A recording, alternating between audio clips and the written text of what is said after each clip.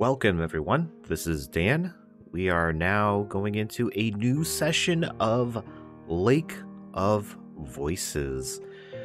A number of you have been requesting more videos of these, and I am here to happily oblige. So in the last run, we did a run where we had Lou being our quote-unquote sole survivor, and to spoil the last video, he ended up dying, so we didn't get very far with him whatsoever. But as promised, I'm coming back today with an episode of Margret being our sole survivor. I would like to apologize to anybody else out there who is not looking forward to Bemelle biting the dust. Fortunately, we are going to be going through that section via skip. So in the last run where we got through Lou, man, it really hit me really hard when Bemelle and Margret really just when they went down. And so here we are.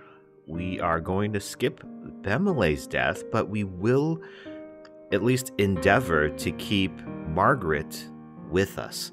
So, with that being said, I hope that you will enjoy this. I hope that I won't break down in the middle of and let's see how far we can get in the Lake of Voices. All right, and we shall start.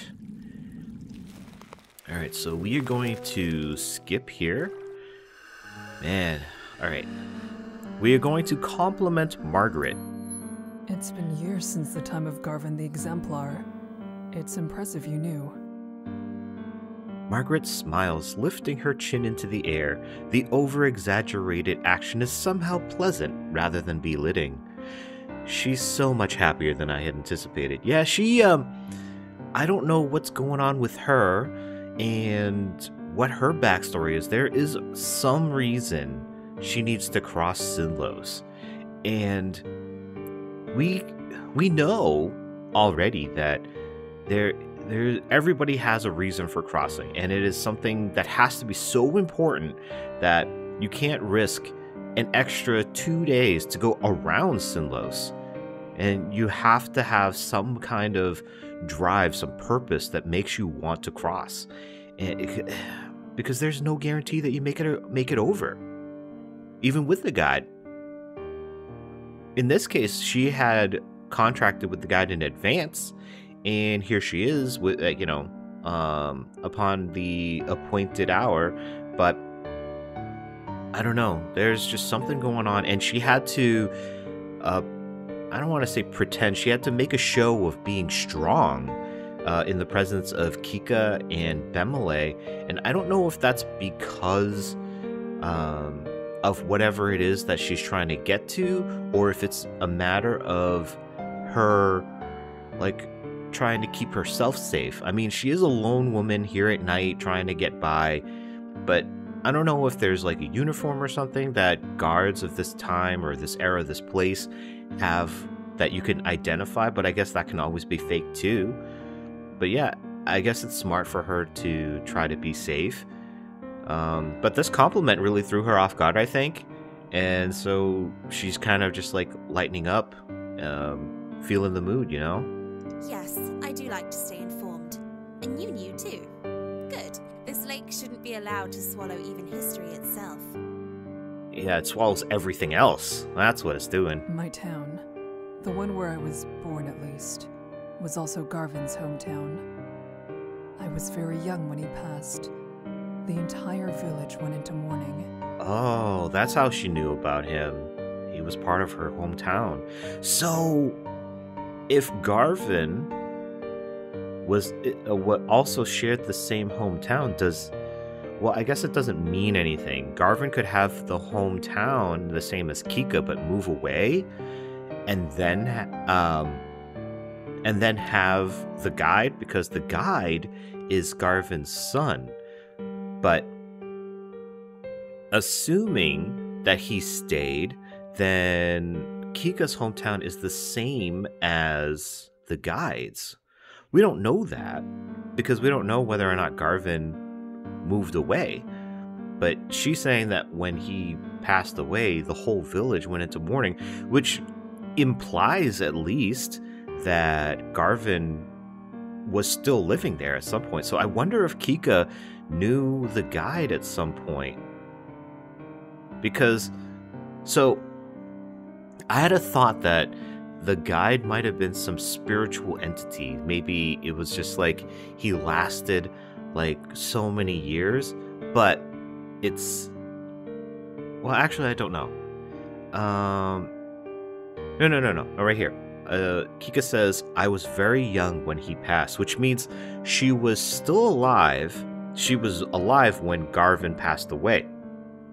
So the guide, at the very, very least, was around when Kikka was young enough to see or know of Garvin's death. So I had thought that maybe Garvin had passed away a long time ago, but maybe that's not the case. I mean, long time ago relative to everyone else. But no, he was within Kikka's lifetime, and I wonder if she knew or met the guide at a younger point in time, or maybe Garvin and the guide had split well before, and then Garvin died after, and so Kikka never got to meet the guide. But I wonder if there's like some kind of like connection between the two that I don't know. I mean, we are playing Kikka, so when and if she dies, we never find out if the guide knew of her, but he certainly doesn't make any show of knowing anything about it. People broke down crying in the streets. I'll never forget it. He meant much to everyone who knew him. So she was old enough to understand that people were crying for his death, so she wasn't like super, super young. So she was old enough to understand, so like maybe early teens, maybe a little bit younger. Oh, I have no such connections. I merely read about it. Hey, you know what? For this day and age, to be a young woman who can read is a huge deal.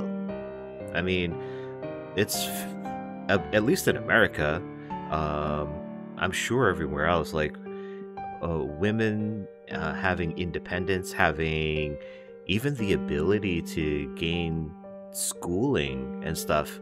I mean, in the history of humanity, that's pretty new. So for her in this time frame, to be fortunate enough to get schooling enough to learn to read, whether it's school or a tutor or whatever, she was either privileged or she was very fortunate. So, I wonder if that's a thing too, which explains the glasses. I wasn't sure if the glasses was just a developer addition to make you know that, oh, this one's an intelligent person, you know, versus something else, because she is certainly not a physical person, definitely nothing in the same vein at all as Bemelle or Kikka. So I wonder if that's to give her a scholarly look, or if it's because, you know, she is like a scholar type where she's read a lot, very well read, and her eyes are, you know, not doing well because of it, because this is before electricity, people. So if you're reading at night, you're reading in front of a candle. She pauses, seeming to scan the air in front of her for something to say. I'm sorry for your loss. It's all right. Thank you. Yeah, they're getting closer already. You can see it. My town may have taken pride in Garvin the Exemplar and what he achieved, but we weren't the ones who lost the most. That would be his family. We each remain locked inside our own thoughts, not another word passing between us. Okay, and then this is where the guide comes in, so we'll skip forward. Alright, all of you guys, I want you to take a moment, take a deep breath. Alright, take a breath in. Alright, now exhale. Okay, and now we're going to lose Bemelle. I know. Calm down. It's okay. It'll be alright. We'll bring him back later, but right now, I'm sorry. This is happening. We will definitely go. Alright. Oh wait, what's going on here? That's nice. Bemelle and I will do our best to be an asset on this trip, rather than a burden. That's nice. I'm not afraid to be out here, though. Still, at least with your training, you should be able to take care of yourselves. One would hope. I admire her resilience. It's comforting to know that everyone here is so confident in their abilities, not enough to forget how terrible it feels to be over this lake. I am not sure if that is fortunate or unfortunate. Believing yourself to be secure doesn't mean that you are. As the conversation lulls, a new sound breaks through. It's the whispering noise again. It's the chatter of inhuman voices, and this time, coming from all around us. Taking care of yourself is exactly what you need to do. That is some sagely advice, guide. The guide is speaking again, except louder, as if to cover the Nixi's voice with his own. Work to survive at all costs, and hope that everyone around you has enough sense to do the same. That's the only way you'll make it to the other side. Yeah, Sinnlos is definitely not a place for the lone wolf, the Rambos and stuff. So I think we're at a point where it's the same again, so we're going to skip forward. And we're going to nod seriously. We're not getting close to Bemelle, especially since we are losing him. Again, I am sorry, but we are going with Margret today. Shh. I am so sorry, Bemelle. Alright, we are skipping. Oh, we should keep going so we can save Margret. Because this is where we were supposed to turn and follow the guide. And if you do, you lose Margret as well. But this time, we're not going that way. We are going to stick with Margret. I think we can skip, right? I'm going to read just in case. I keep straight ahead, not making an attempt to go in the correct direction. Yep. Oh, okay. It looks like there's a bunch of... Wait. Looks like there's a bunch of stuff there, so I'll just go ahead and I'll read it. Up until we get to Lou, I think. I come upon Margret, who nearly runs into me in her efforts to turn around. Her face twists at the sight. Why are you... I ignore her and move to face the other way.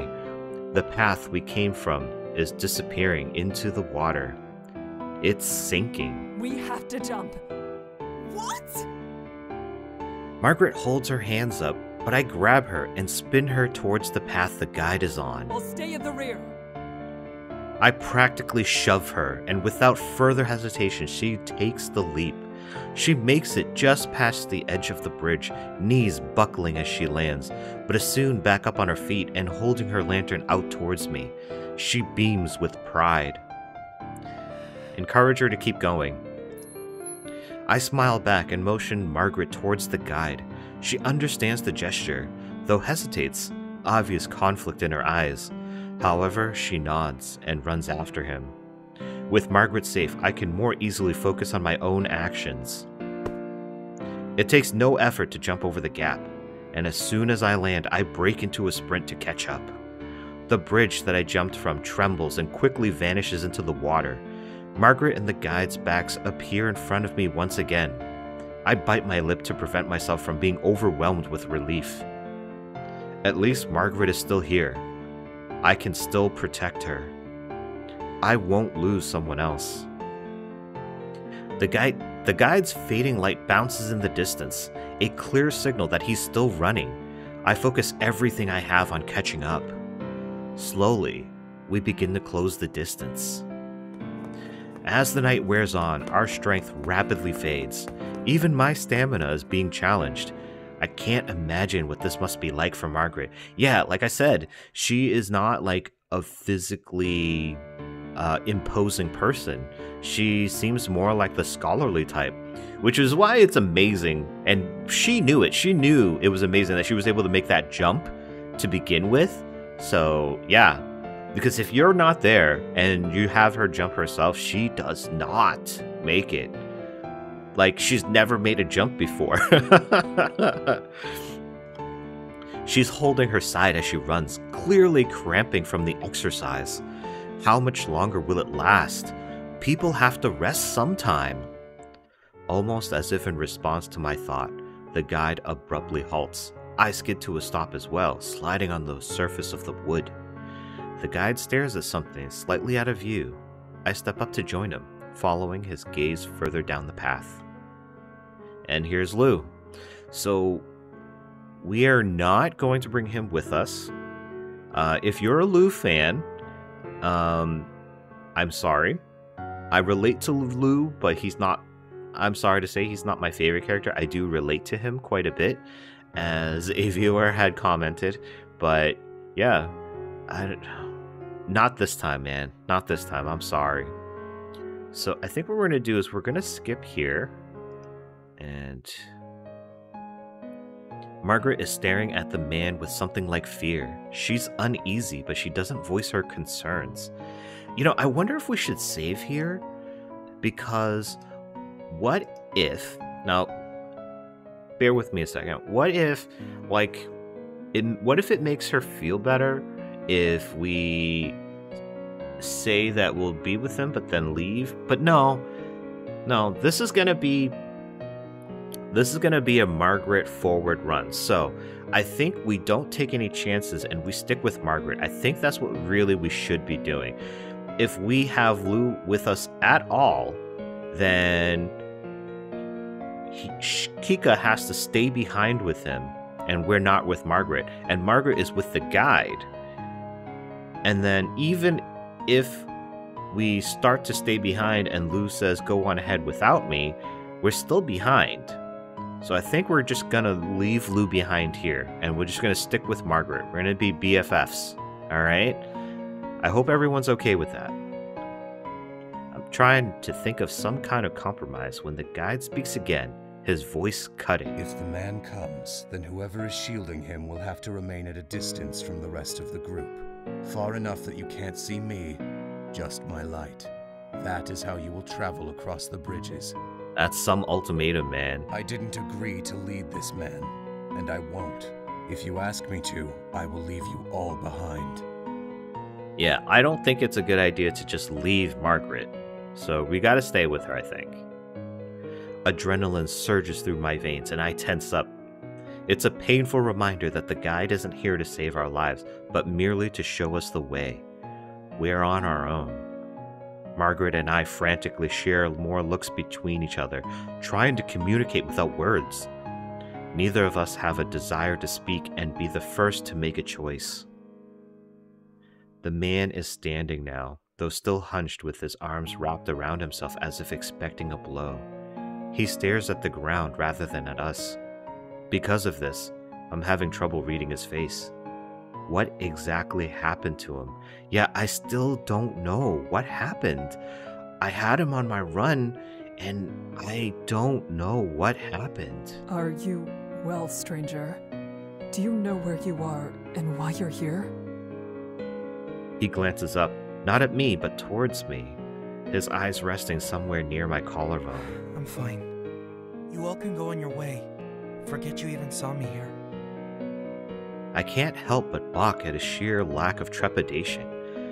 How can he be so quick to leap back into the darkness alone again? He clearly knows the horrors that lie ahead, so how can he be flippant towards the prospects of returning? Do you actually have a plan? Or are you just going to resume huddling in a little ball as soon as we pass by?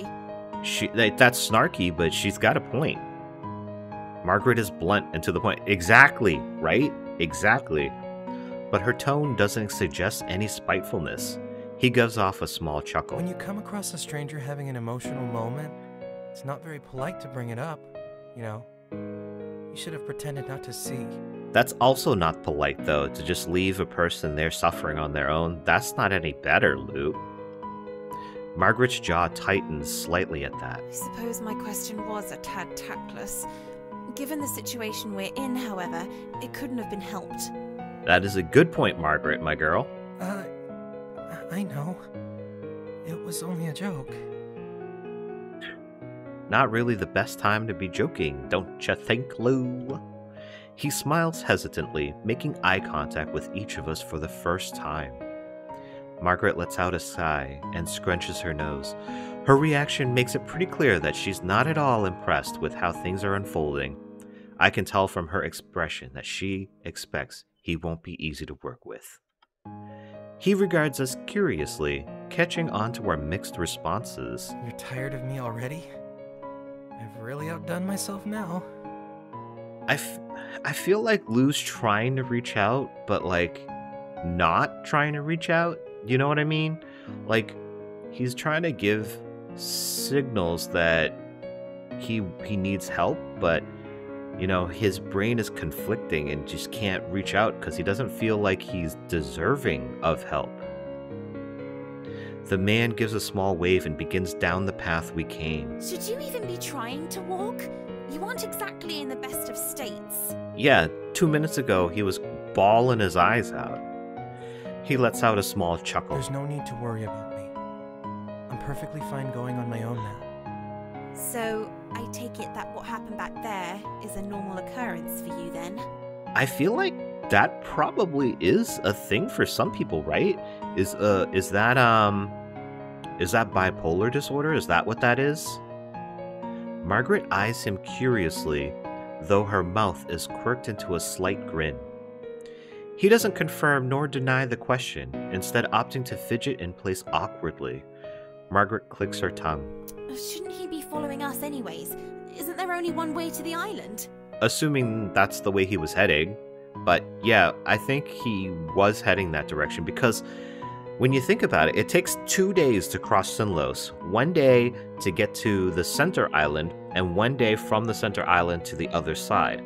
So for him to have gone on his own to get this far from the other side would mean that he started 2 days ago, made it 1 day to center island, and then now is making his way the other half. And to do that all without the guide is probably impossible. Because the path changes all the time. He would have to be incredibly lucky. But if he were incredibly lucky, I don't think he would be in the situation he was in. Right? I'm not going there. Oh. Margret seems slightly taken aback. He must have come quite a ways if it was the other shore that he started on. Yeah, and that's what that's what I'm thinking, Kikka. I don't think he did. I think he started on the same shore that you did. Although that's mysterious thinking too, because come to think of it, these three, or formerly three, Kikka, Bemelle, and Margret, they were already waiting on the shore, waiting for the bridges of Sinnlos to appear, because they don't appear automatically. And like, for Lou to have started on the same side they did, he would have had to either have started before them, but then we would have seen him, right? Or he would have had to start after them and somehow taken some roundabout way to get in front of them, to the point where he's on the ground just crying profusely. Like, is that what happened? Or is he the one that's the spirit? Because insofar in all of my runs, Lou has always died. For one reason or another, he's always died. So is he like a ghost who's been fated to die over and over on the bridges of Sinnlos? And if so, does he have memories of his previous attempts at crossing, and that is why he is so down, why he is so defeated, why you just find him just crying on the bridge? Like, what is going on with his story.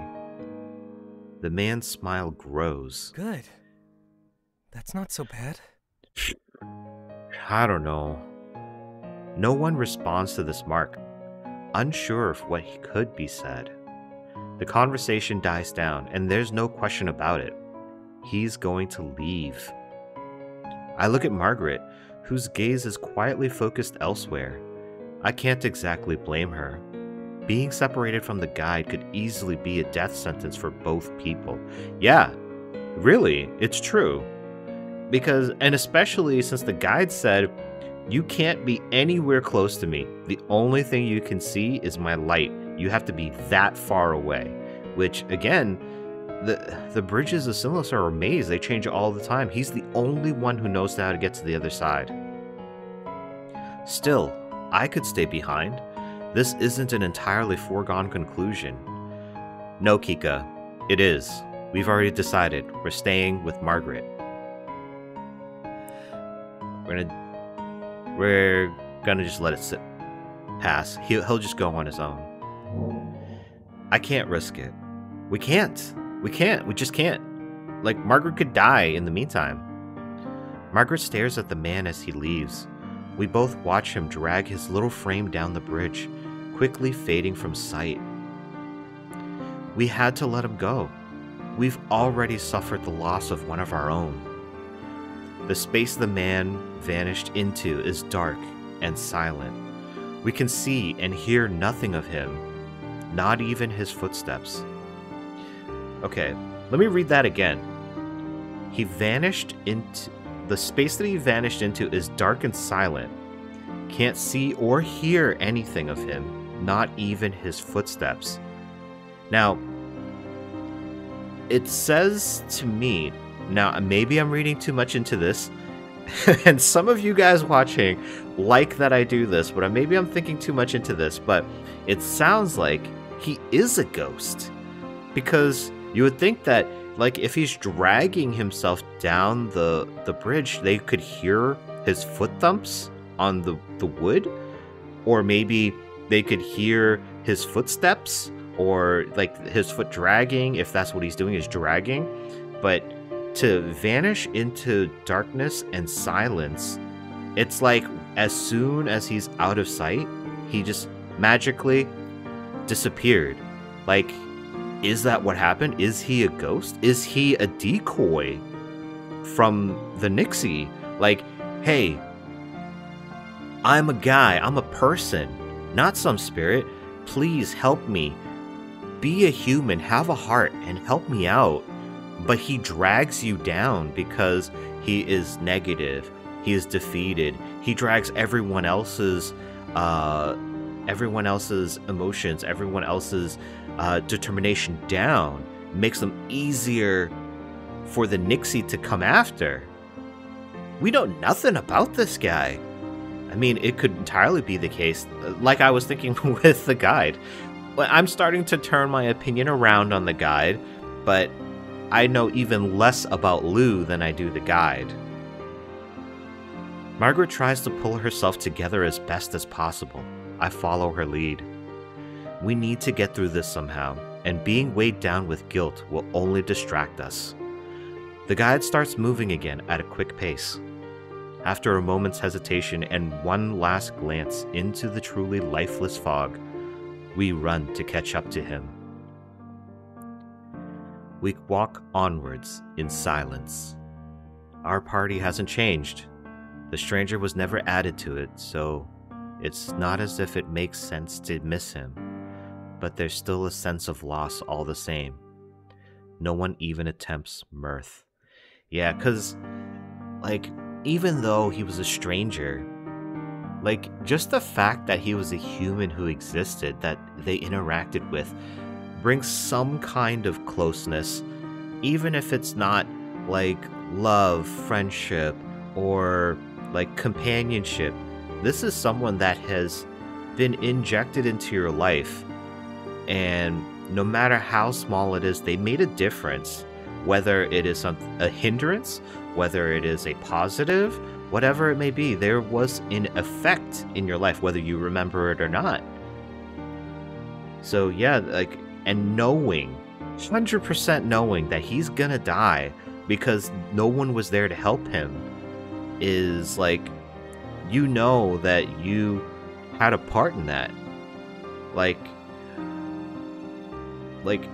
Margret knew that. That's why she was trying to avoid the subject. Kikka knew that, which was why it was so hard to decide whether or not to stop and help him. She was, out of the people that were here, she is the best person to give him a chance at surviving. And as we saw in our Lu run, even that still doesn't get anywhere. However, Margret glances my way with concern on occasion. I keep thinking I should have done more. Should have pushed the guide harder to change his mind so it was less dangerous to keep the man around. Something. Anything. But I have to let this go. I'm not going to forget that man. I'll never forget him. But we still need to get through this. I curl my hands into fists, hoping it'll strengthen my resolve. Then I push forward. We turn down a different path, and the guide stops. Whoa! This is new! This is new! Ahead of us stands a group of prowlers. At the sound of us, they turn their heads in unison, as if they knew we were coming. I inhale. Yeah! I keep flip-flopping on the guide, but it's like, these prowlers, it's as if they knew they were coming. Like, and they were just grouped up there on the bridge. Like, really? Really? Not again. Yeah, for real. Okay.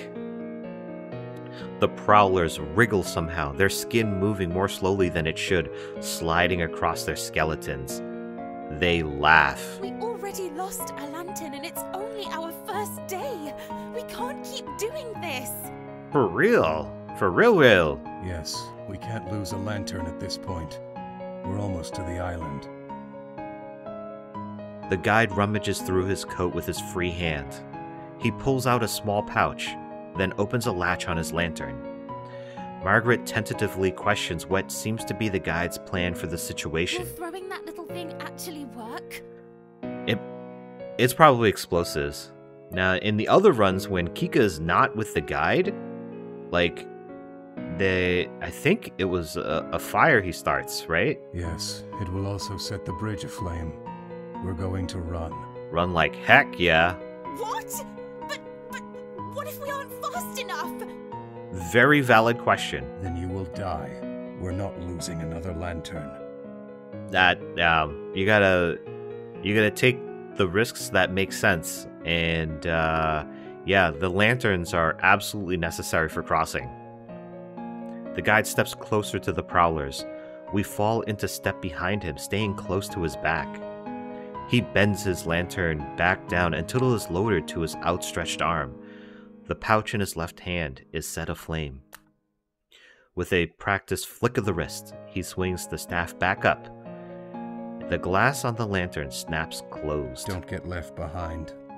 Ooh, that's like the Terminator. Come with me if you want to live. That phrase. Like, ooh, man. He takes 3 quick steps, then tosses the pouch. The prowlers are back in the water before the pouch even lands.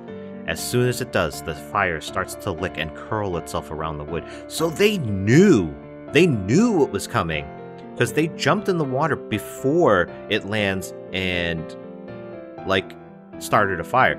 Although, I suppose it was already lit and aflame as he had tossed it, but, like, are they that afraid of fire that, like, the little fire with... Because just, it was a small pouch. It's definitely not glowing to the same degree that a lantern would, right? The guide breaks into a sprint, and so do the rest of us. The blaze grows, despite the heavy dampness from the lake. These bridges aren't normal bridges. Of course, that's true. Nothing here is right. Hopefully they won't collapse with the flames. We stay on the guide's heels, almost too close for comfort. If he stops abruptly, we'll all crash into one another, maybe even fall off the bridge. Then the world tilts. I was mid-stride. When I put my foot down, the bridge isn't where it was. It lurches to one side, either because it was weakened or pushed. I managed to keep my ground, but Margret falls to the ground. At least, I thought that was what happened. She starts pawing the bridge. Oh, you know, when in one of my first runs, one of my earlier runs, I chose to stick with Lou, and Bemelle and Margret were both alive. And there was this point, Margret was here and Bemelle was there. Bemelle was trying to fight off prowlers without a light, and Margret lost her glasses, and that's what she's pawing at. And I will not spoil what happened in that run. If you want to see what happened, I believe it was the second run. I believe it was Altruistic Kikka. If you want to see what happens, please watch that. But yeah, at this point, I don't know that there's a choice. But we're, of course, because this is a Margret run, we're going to help her at every chance that we can get. My glasses fell off. I can't see. The guide, having regained his balance, presses on. He doesn't even bother to look at her. I run to Margret, scanning the bridge, but there's no sign of her glasses. The flames are growing thicker and closer, the heat life-sucking close enough to nip at her heels. I grab Margret's arm. Your glasses aren't here anymore. We have to go or we'll lose the guide. Ooh. So, this is very different for me. I don't want to spoil that run, but I'm gonna say it here, okay? I'm gonna say it. She does not have her glasses? What? How is it so different from run to run? Margret squints up at me, face paler than ever. She nods and stands, and we start after the guide again. As our storm of feet thunder across the boards, a silver sliver begins to rise into view just above the edge of the water. What is that? The island? I squint and suddenly make out the craggy forms of land and earth. I see it. We're almost there. Safety at long last in sight. New energy surges through me. We push ourselves faster, longing to put these godforsaken bridges behind our backs. All at once, the bridge ends, and our entire group rushes ashore. Earth, solid earth, a haven from the water. I catch my breath while still moving even further away from the dark shoreline. I can't believe we actually made it. Even more difficult is the idea that we're only halfway done. When night falls once more, we have to do it all over again. How are you doing without your glasses? Yeah, seriously.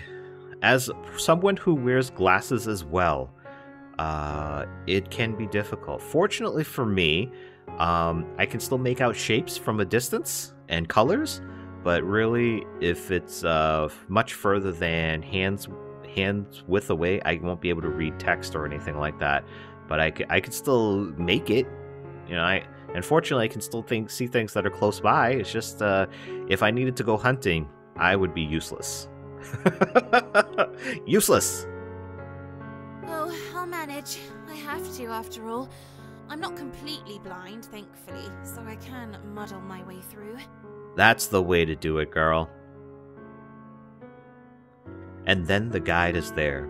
He moves so smoothly that his steps on the soft sand are nearly silent, and his dusky clothes blend with the thinning of the night. The sun will rise soon.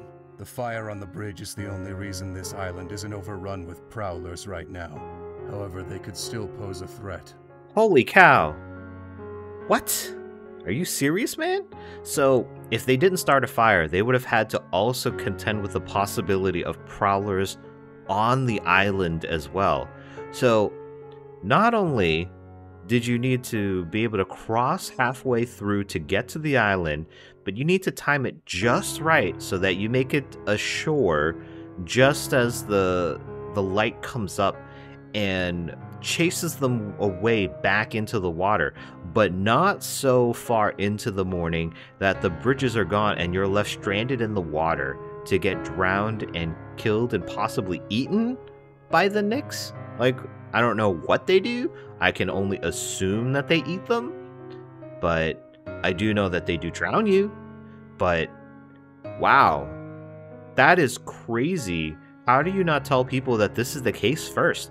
It's like, yeah, I can show you across. I know the way. I can get you there. It's going to take 2 days. You got to get to the center island, and then it takes another day. Oh, by the way, if we get there too late, we're going to die because the bridges go down back into the water and the Nixi get us. But if you get there too soon, then you have to play hide and seek with the prowlers that are on the center island. Bro, come on now. Like, Surgeon General warning that thing up, bro. Come on. Is that why you decided to set the bridges on fire? To make the island safer? No, that is not why he did that. The guide looks at Margret for what I suddenly realize might be the only second or third time all night. Setting the bridges alight isn't an uncommon strategy. It has many uses. Okay, so he's done this a bunch of times, which I guess makes sense, which is because that's why he had it in his possession to begin with, is because he's done this multiple times. And I guess it doesn't really matter because the bridges are what, magical or something? They show up and then they disappear, and then when they show up again, it's like entirely different. But if this guy's not a spirit, if this guy is not a traitor, like, to humanity, but a friend to the Nix, how does he know which way he's going? Like, how has he crossed so many times safely with his life that he's able to see the little details that can tell you which way is the right way to get to the other side? Because, of course, the Nix aren't going to be allowing people to be like, hey, arrow going this way to the island, here's a sign, go this way. Like, if anything, they're gonna, if they can read and write and make notes, they're gonna send you the wrong way, right? That would make sense if they were smart enough. He walks away, Margret frowning at his retreating form. Come. The guide takes us to an area a bit further inland, but not too far from the water.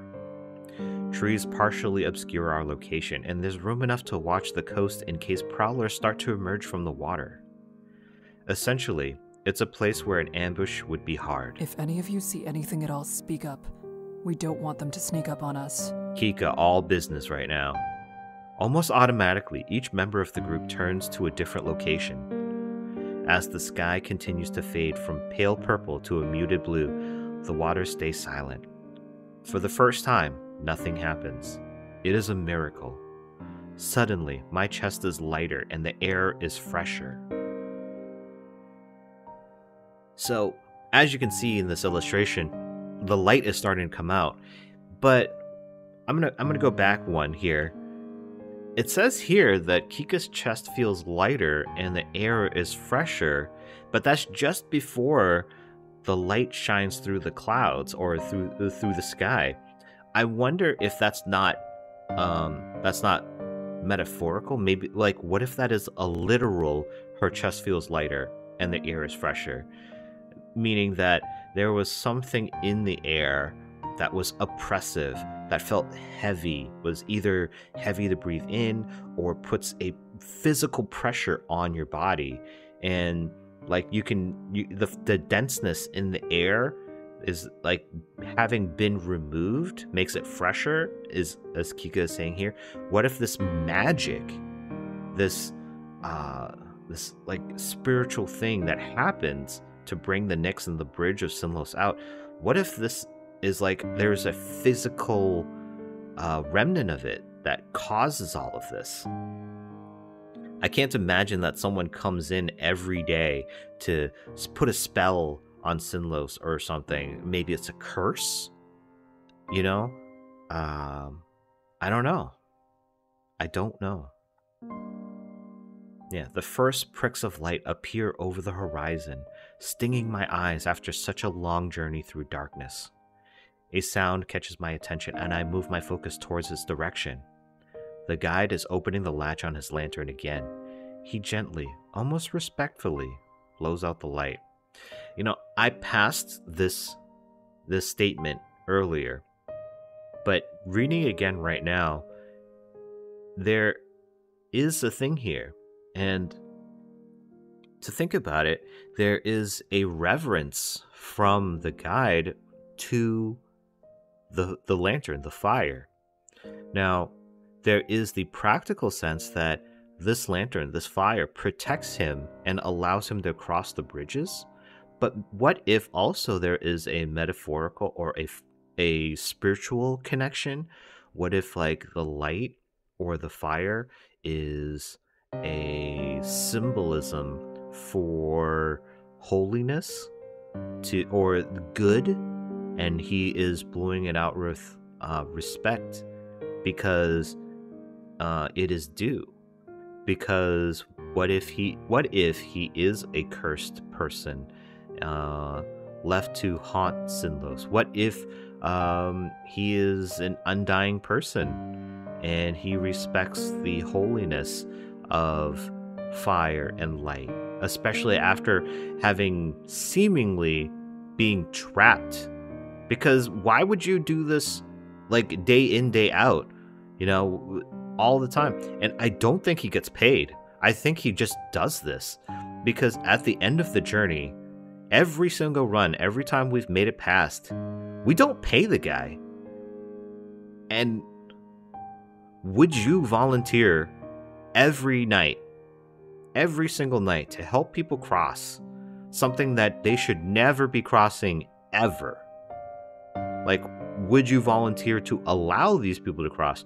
Wouldn't you just, I don't know, maybe you take a couple of groups and be like, see, you mofos wanted to cross, this is what you got. Now, if you want to do something for good, if you want to do something for the people, you make sure you spread the word. There is some real BS going on here, and tell people not to cross. But he doesn't get paid, right? Because Kikka never pays him. Like, even if we pass with Bemelle, neither of them pays him.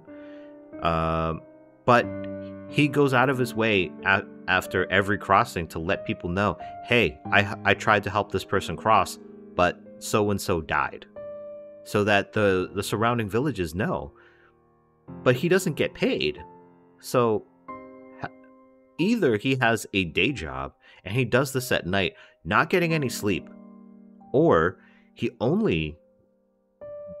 does this for his whole life, and he scrounges for shrubbery or vegetables or something, and he doesn't use money. He does this like his whole existence. I'm not going to say life, because that assumes that he's a human or a person, and I don't know that for sure at this point. He seems just as mystical as everything else right now, because I personally have never been on a run where he is seen during daylight.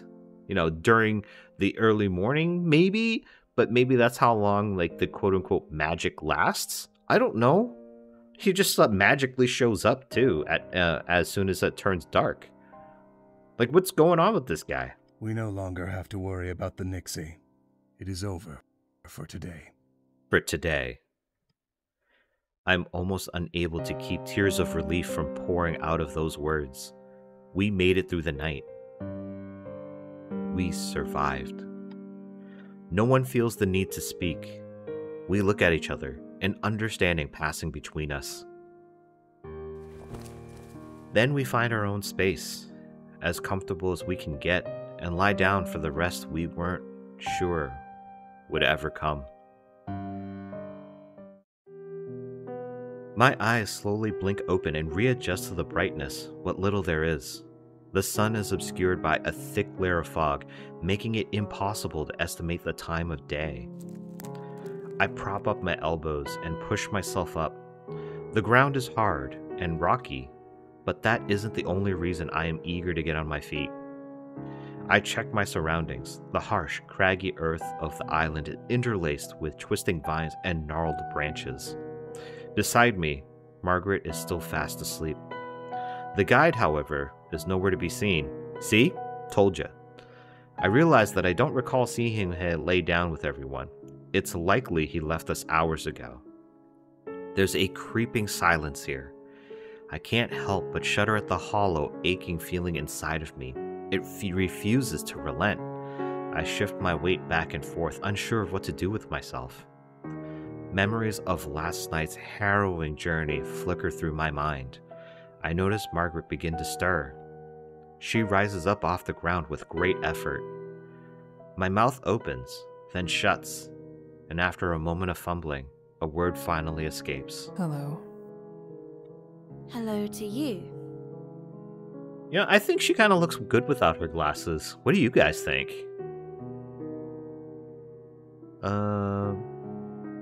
Yeah, I think maybe the glasses obscure a bit much of her face.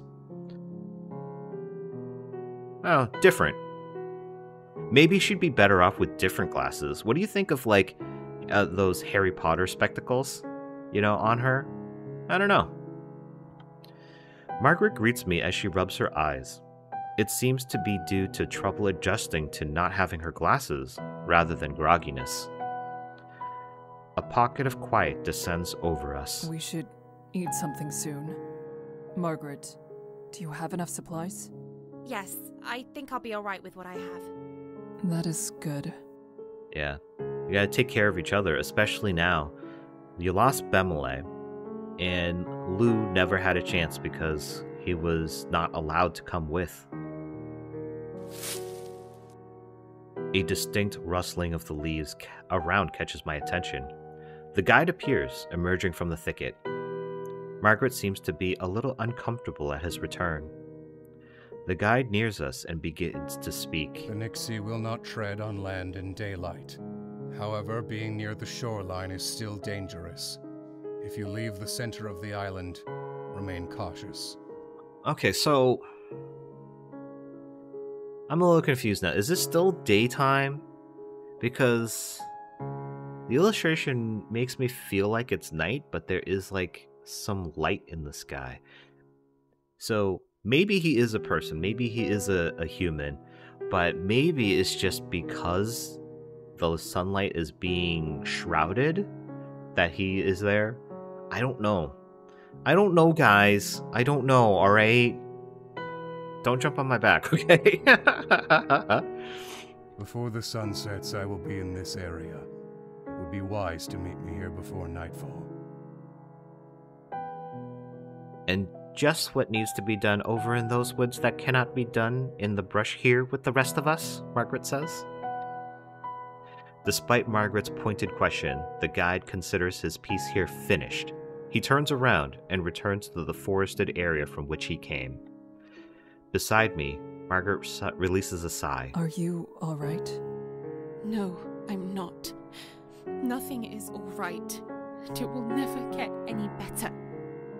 Yeah, she has seen some stuff, and she's probably going through a little PTSD right now, which, honestly, I can't blame her.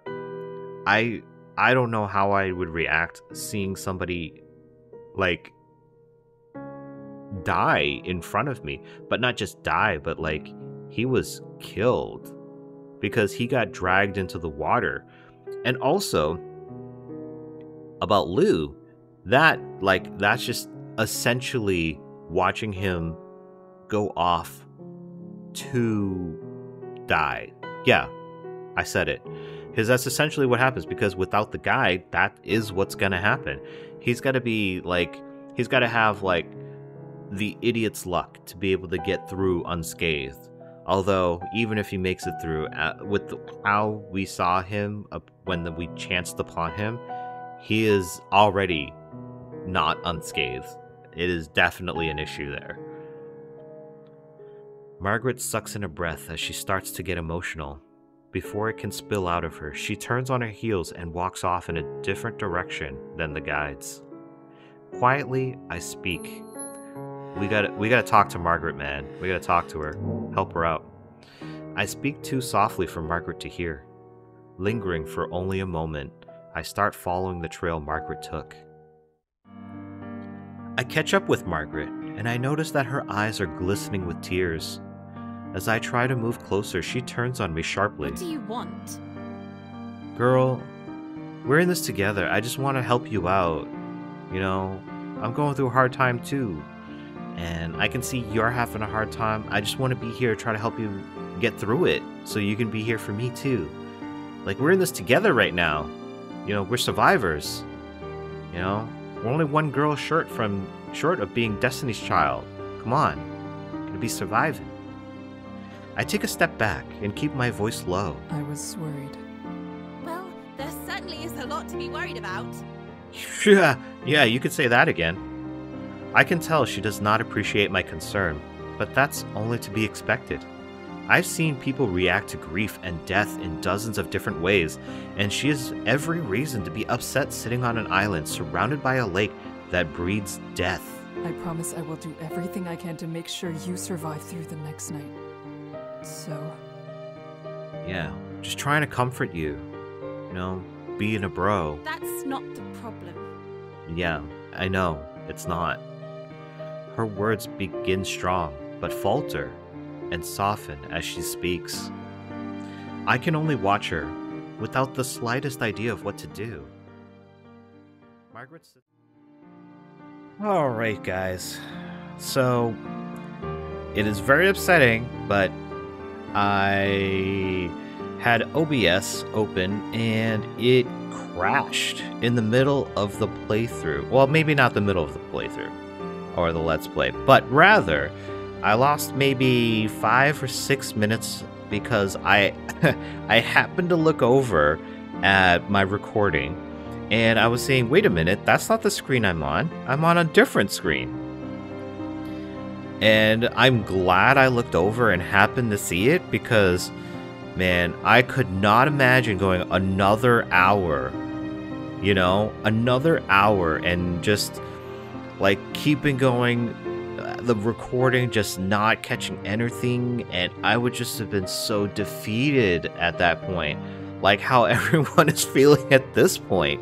I would just be so upset. I would just say, you know, I don't have the heart to keep going right now. But fortunately, I caught it. Otherwise, guys, I'm sorry, but you would have had to wait another couple of weeks minimum before you got another Lego Voices. My God, guys. You guys should be counting your lucky stars I caught that. I can only watch her without the slightest idea what to do. Wait, no, we were here. Margret sits atop a large mass of roots and covers her face with her hands. I step over to her and kneel down so that I could be at eye level again. Margret? She twists her body away from me. Leave me alone. No, I will not leave you. That's right, girl. You stay with her. Margret huffs, looking at my way again, only to properly glare. Do you even know why I came out here? It wasn't as though I had anywhere important to be. So, in the recording that I had lost, I made a conjecture, a guess as to what she was trying to say, and reading back now after a few more minutes of like insight, I see here that she's saying she didn't have anywhere important to be. She's not crossing because she has to get somewhere like right at that moment. She was crossing not to be to the other side. She was crossing for the sake of crossing. Then why? Why would you risk this journey? Surely you already know the heart of my distress. Haven't you ever considered what you would do if you weren't able to be a god? And this is where it comes out. She makes a good point, too good to dismiss, and I inwardly flinch when I consider it. Yes. I originally sought this path not because I wished to protect others, but because I was concerned for my own self. Yes. So, I think, like, what I was thinking was, at this point I realized it.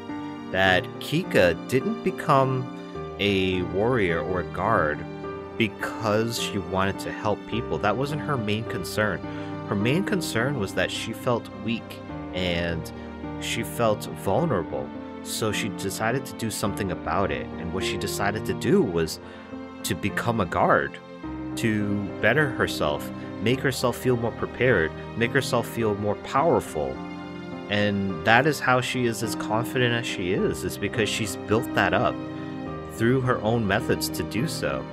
And again, going through just the past part again with Margret is crossing because she's going through the same thing. She feels insignificant, weak. She needs to feel like she needs to grow to become stronger. And crossing Sinnlos, from what I'm reading so far, is her way of getting there. How she's trying to do this. You know, fortunately, I didn't get much further than this. This whole right here, what I just summarized, took about 4 minutes of me going through it. So maybe I saved you guys those 4 minutes. Anyways, I haven't gone much further than this. That is what I was thinking. So we're back here, right back at it. I don't blame you. If I had your coordination and ability, I would have learned to fight as well. As it stands, I cannot change what I am. Yeah, I was right. So she is not a physical person. And her coordination and ability, yeah. I mean, she lost her glasses. I mean, I think anybody would have lost their glasses after literally the ground beneath you is been taken away. But also, she just couldn't jump. When we were in Bemelle's run, we allowed her to leap on her own, and she got nowhere with that. So yeah, this is the only way that she could do it, is like to work on her mental abilities, her fortitude, her fears. So this is the only way she felt that she could get herself stronger. Not physically, but perhaps mentally, which is what her strength is. She seems to be a very learned person. And I guess this is her way of trying to make herself feel more empowered, more capable, stronger.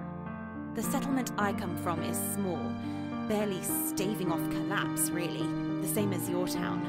You don't have to tell me which it is. They are all that way. Yeah, during these times, I feel like this is like the Middle Ages or the Dark Ages or something. And yeah, every place was having it rough. I guess even today, well, I guess everybody has their own difficulties at every time. But right now, there's a lot that's going on in the world, and a lot of people are really struggling, and struggling hard. And it feels like what she's saying right here is still very relevant to many people across the world. My only real skill is the knowledge I've worked so hard to obtain. But, of course, yes, a tiny village full of starving hunter-gatherers doesn't have much use for someone well-versed in history or management theories. I called it. She's a brainiac. She's a learned person, and her strength is her brain. She is a smart one, not a brute or anything, but in these times where people are having hard time getting food, her inability to do things physically is a negative for the social interactions that she has.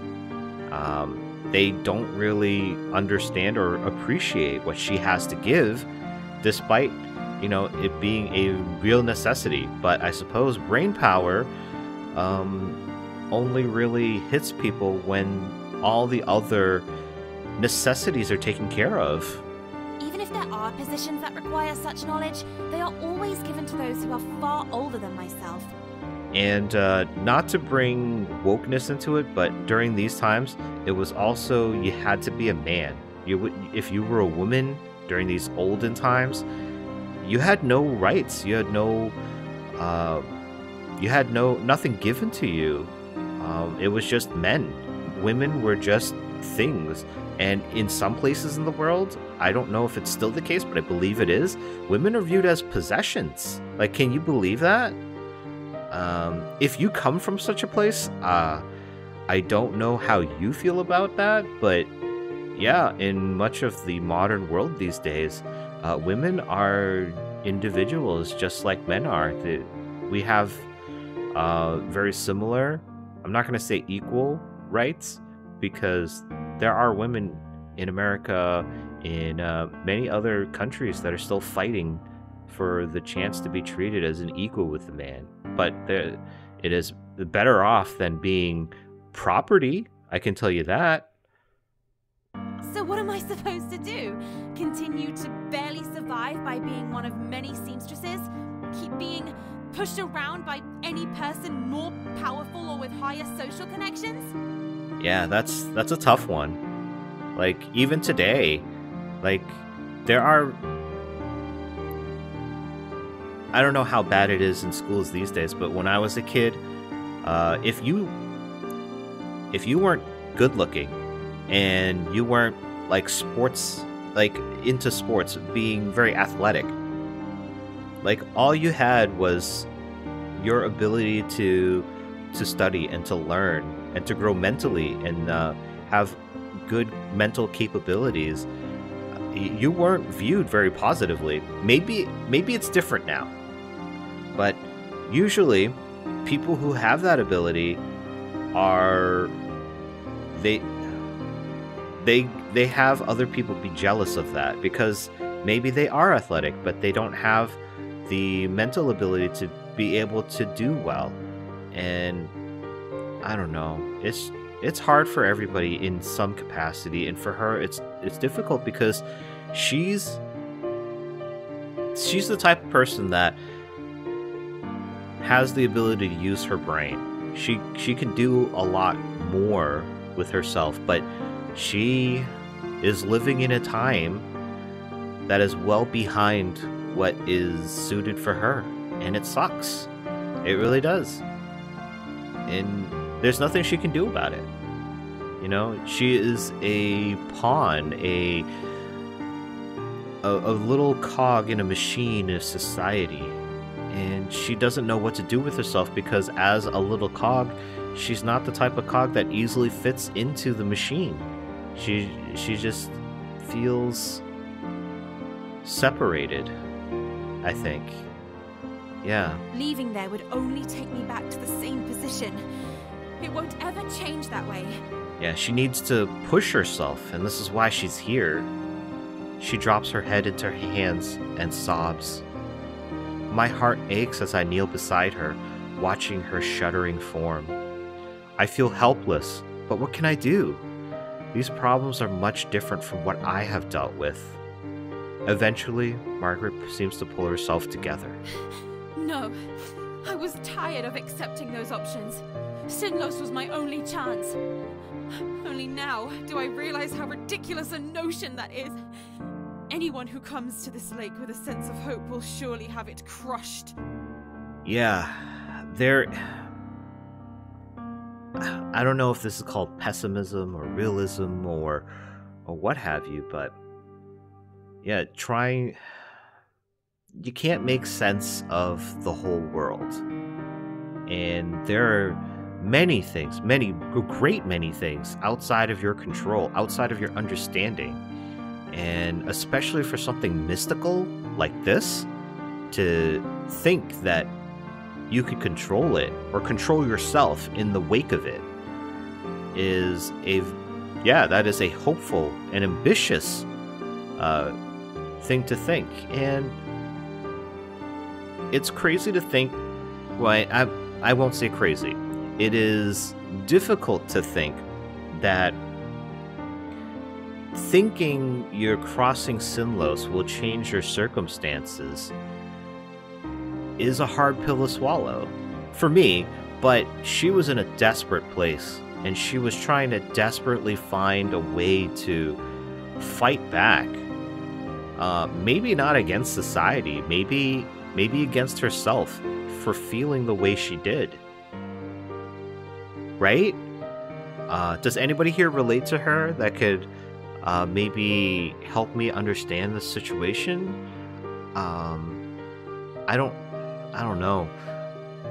Like, she obviously feels ostracized from the rest of her community, from everyone else that's around her, and she doesn't know what to do. I've personally never been through that, but I can rationalize how that could feel. I even though I don't ever have felt ostracized, I do understand rejection. I understand not fitting in, maybe not with society, but maybe with the group that you're in, maybe with your job, maybe maybe within the family structure that you have, and just not fitting in, not fitting that mold that everyone has designed for you. And that can be crushing. And she has no other options, so what else is there for her to do? So maybe this made sense for her in the time, despite, being the brainiac. But when you're in desperate straits and you're trying to just cling for anything, I guess you don't really think critically. You kind of just do. Are you saying you wanted to become a guide? Yes. Oh. Laugh at my ambition if you wish. People may fear the current guide and may even blame him for the people he cannot save. But at least he has respect. Not only that, the heads of the area give him enough support to live a comfortable life. Oh.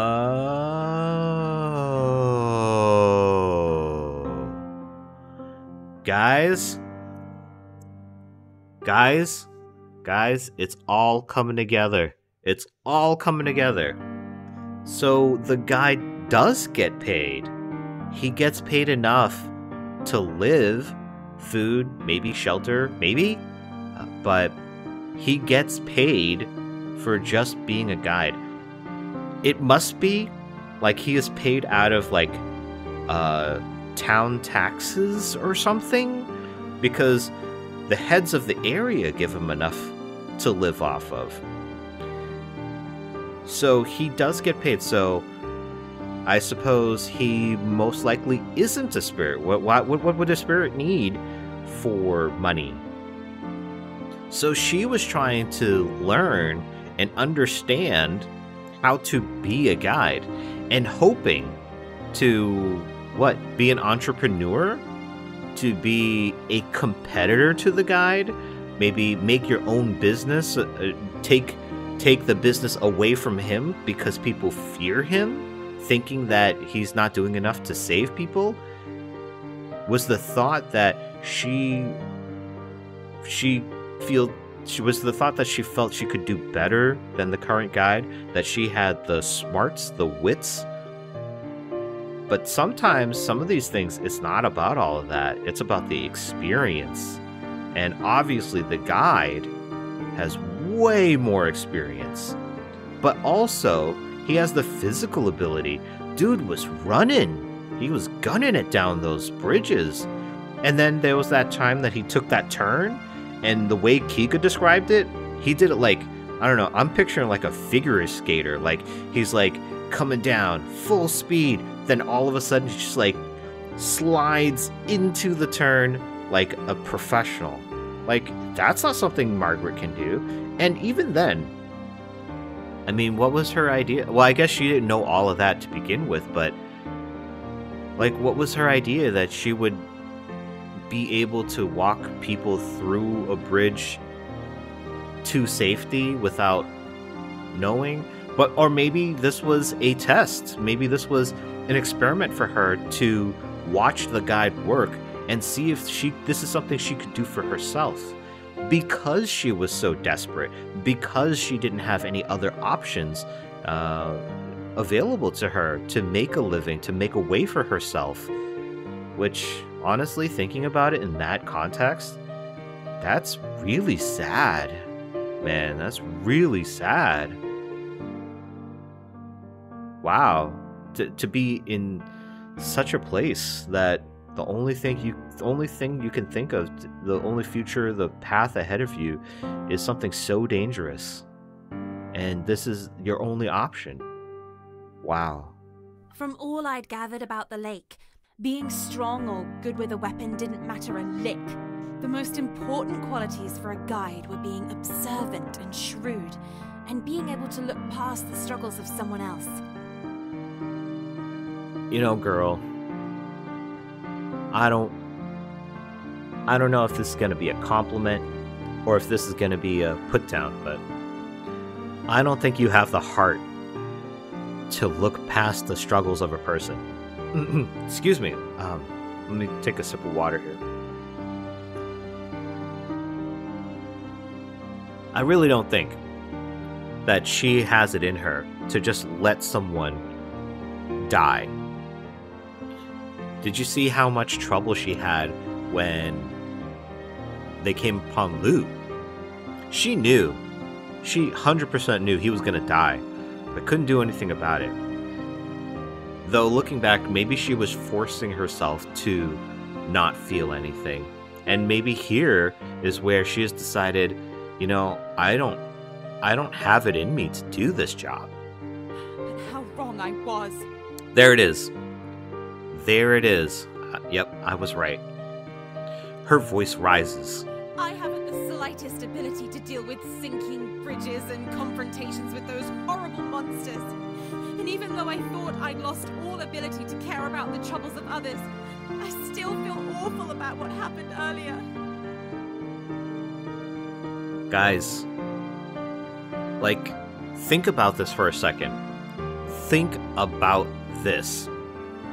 She is upset at herself right now because she is not callous enough to not feel a thing watching a person die in front of her. Not being heartless enough to watch another person walk away to their doom. She's upset about that. And it's so upsetting to have her feel that way because she is a capable person. She's just pushed into a corner. She doesn't know what to do. Wow. Man, I had no idea that this was anything that Margret was going through. I just assumed, you know, right from the beginning, I just assumed maybe there was a loved one.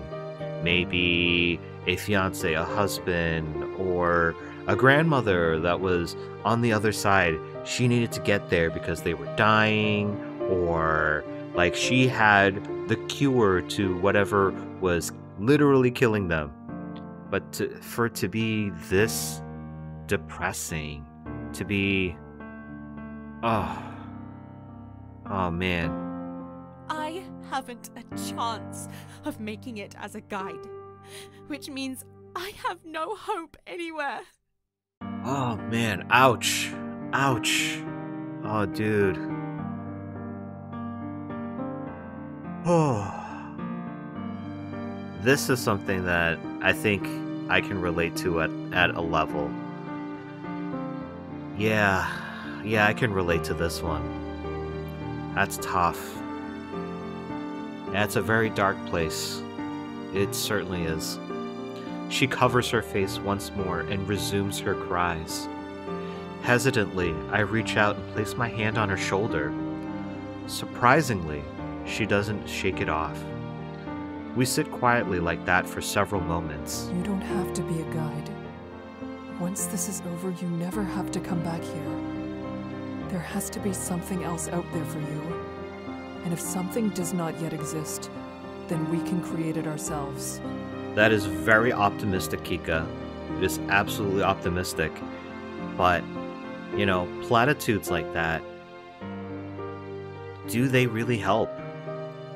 Like, she has lost so much hope right now.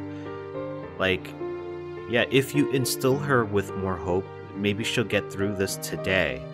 Maybe tomorrow, maybe next week, maybe next year. But if it's false hope, like, she's just gonna be right back here. And maybe it'll be worse because she's going through it yet again. Like, I don't know that that's a good thing. Maybe, yeah, you give them false hope and they find something and they get lucky and it works out. But how realistic is that? To carve out an existence for yourself is incredibly difficult. And even if possible, takes so much work. Like, how much work is going to go into something like that? Do you even know? Right? Margret chortles a bit. What a silly idea. Yeah, it really is, but I mean, Kikka became a guard because of her physical ability, not because she has the brains, to be like Margret. Margret is smart.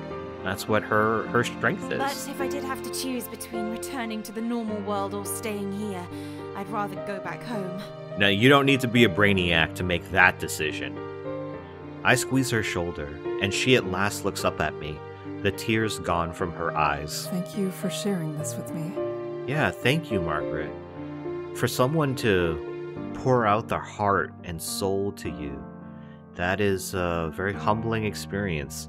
I know that this is a game, but, when someone does this to you, or if someone does this to you in real life, and it's a humbling experience to see somebody allow themselves to be so vulnerable with you because they trust you, or because they love you, or because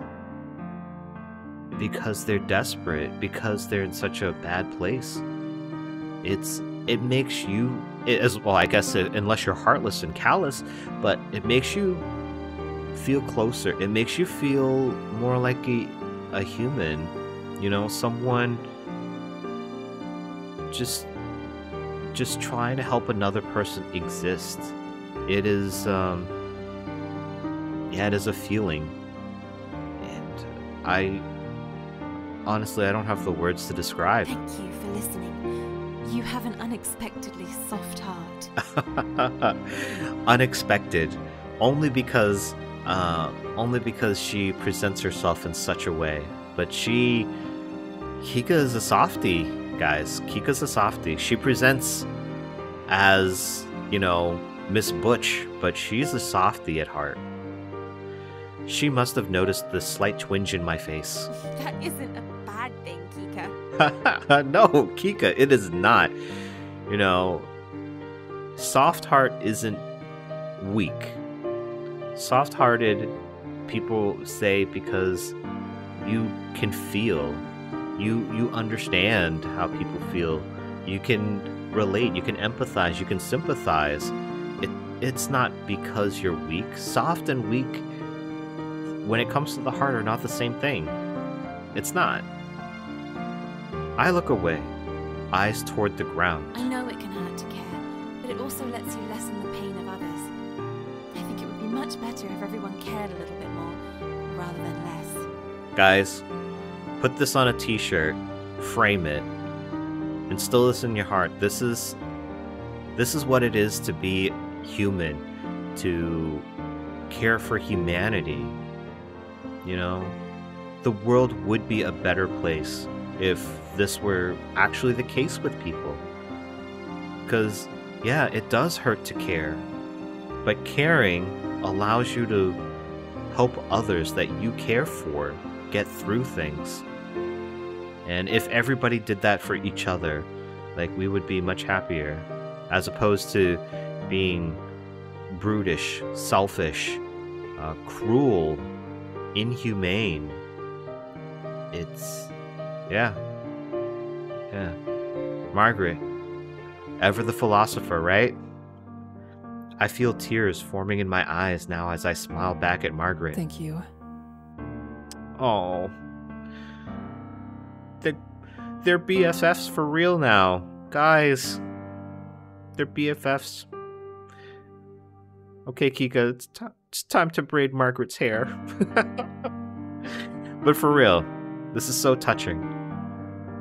Margret returns my look. I take a seat on the root beside her, and for a time we sit in silence, simply being there for one another. Eventually, I turn towards Perhaps her. we should go check how everything is on the island. Margret nods. That seems like a fair thing to do. We can't keep sitting here forever, unfortunately. I'll come with you. Yeah, girl power. Are you sure you'll be alright without your glasses? There are a lot of places to catch your foot or dress on. Margret laughs lightly. I'm sure I'll be fine. Alright, you know what? I'm gonna save here. Alright, guys. I don't know what's the right option.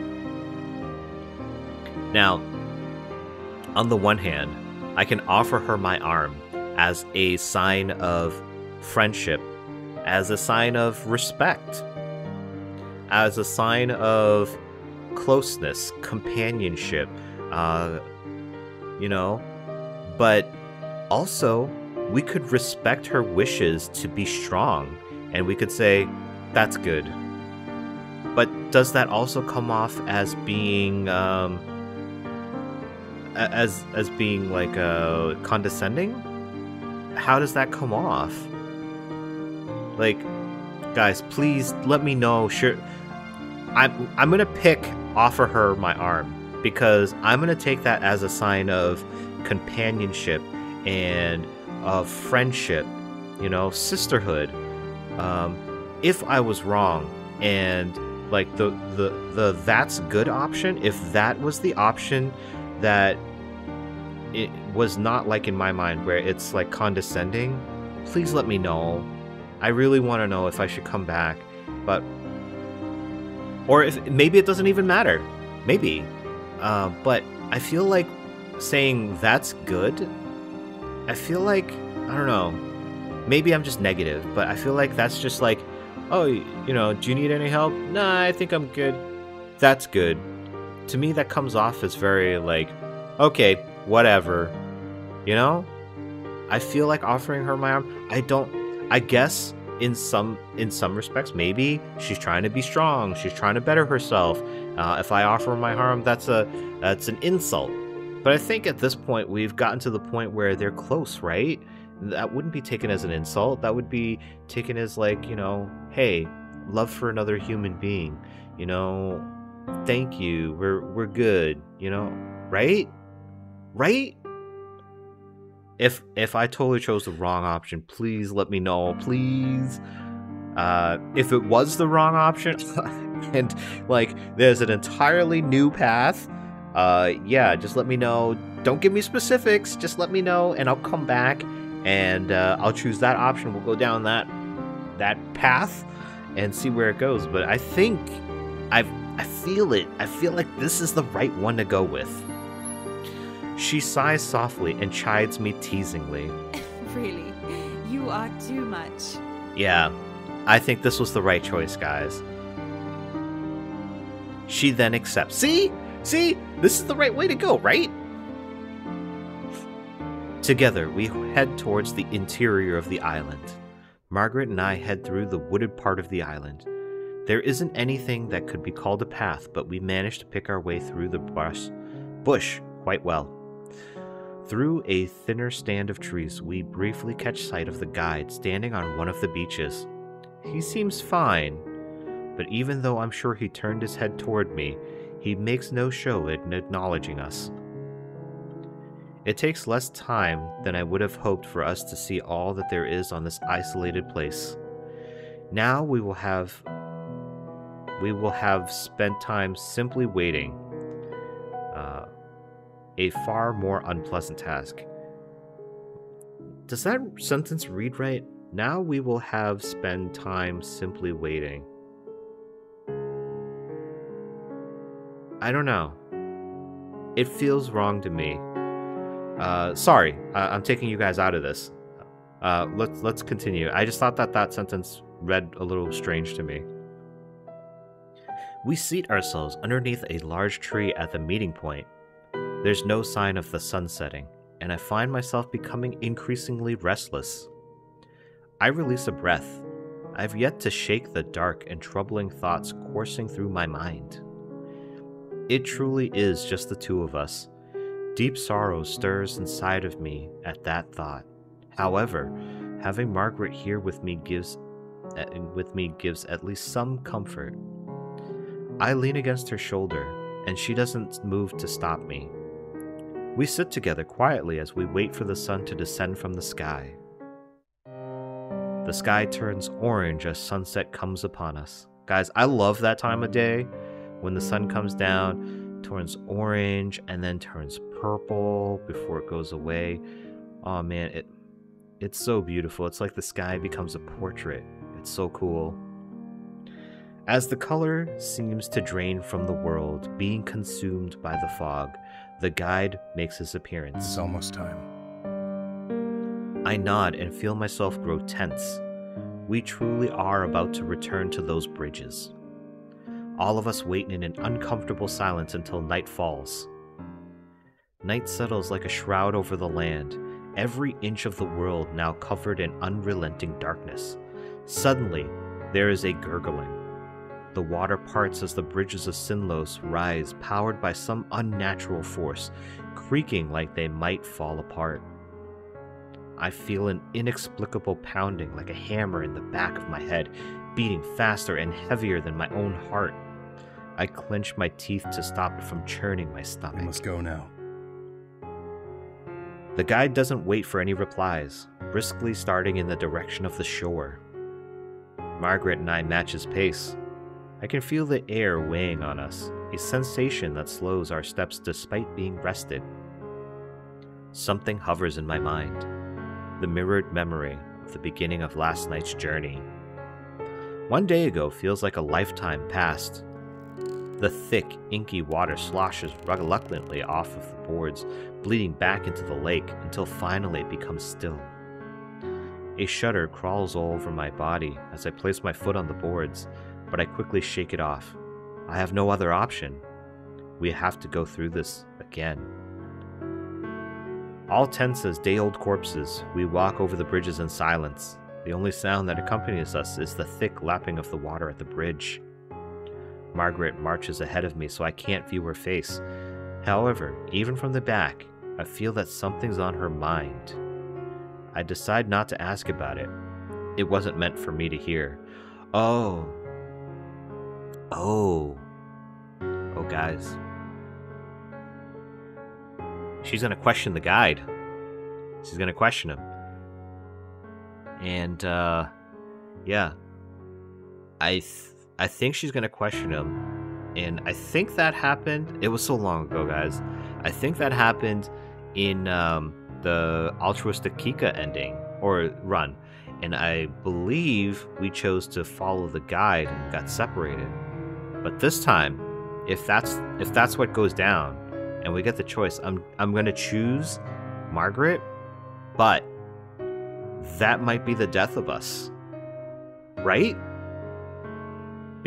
Does the guide get upset if we choose him? Choose Margret over him? And if that's the case, does he tell us the wrong information? I don't know. At the end of the at the end of a couple of runs, it seems like, you know, as soon as the crossing is done, he's like humans up a little bit. I'm not saying 100%, maybe like 5% becomes human, but like I don't feel like he wants people crossing. I don't think he wants people dying. Well, that's what I can think currently. You know, next run, who knows? Who knows what I'll think. But maybe he'll still give us the correct information to get across. I don't know. But also, Margret doesn't have her glasses. I'm thinking too much into this. We should just keep going. Sorry. It feels as though barely any time has passed when it is explained that half the night has crept by. We encountered a few sunken bridges which forced us to reroute, while other paths were rotten enough to make us stagger our steps. However, the biggest threat of all is eerily absent: the prowlers. I haven't seen more than shadowy glimpses of them down other paths, and even those may have simply been tricks of the fog. I feel I may be even more on edge tonight than the last. It's because she knows what to expect. She's encountered the prowlers, so now she knows how much of a danger that they represent. Judging by Margret's tenseness, she isn't set at ease by their lack of presence either. Why? I whisper the question softly, almost silently as I scan left and right across the impossibly empty bridges for any sign of movement. I ponder whether they're still weary from the consuming blaze that lit up the night yesterday, or if they are less dragging themselves across the bridges than usual because many have already gotten what they wanted. My skin crawls with a touch of icy fingers at the thought, and I can't control the sharp shiver that travels down my spine. Margret catches my concern as she slows her walking somewhat. It's very quiet out here. I haven't heard anything but our footsteps since we started. That's basically saying, it's quiet. Yeah, too quiet. In the movies. That's basically what you just said, Margret. Although, I suppose I should give you a pass because you don't have movies. So how would you know it's a trope? But it is a trope nevertheless. Yes. See, Kikka agrees. Thank you. She seems a tad disappointed by my brusque answer, but Margret quickly refocuses and continues walking. As time passes by, we continue to see nothing but more bridges and fog. Beside me, Margret eyes the guide sharply. She begins to question him. Yep, she's doubting him now. How do you know where you're going? Her tone is harsh and clipped. He doesn't answer, prompting her to continue. I heard that it's impossible to create a map of the bridges because they can change. I can understand that since I've seen them sink partway through the night myself. But I'm curious, how exactly are you able to tell that we're going the correct way? Yeah, that's something that I've been wondering. He gives a rationale for it, but I don't know that I fully believe it. Because I remember. Remember what exactly? She huffs to herself at the notion. All these bridges look exactly the same. But they aren't the same. He replies immediately this time, addressing Margaret's line of questioning head on, despite having his back to us. How many boards there are, the angle they curve at, the width. There are ways to tell them apart. It isn't the bridges alone either. There are signs in the water and even with the way the air feels. See, now, to me, and I'm a layman, to me, this sounds like utter garbage. It sounds like he just made all of that up. But,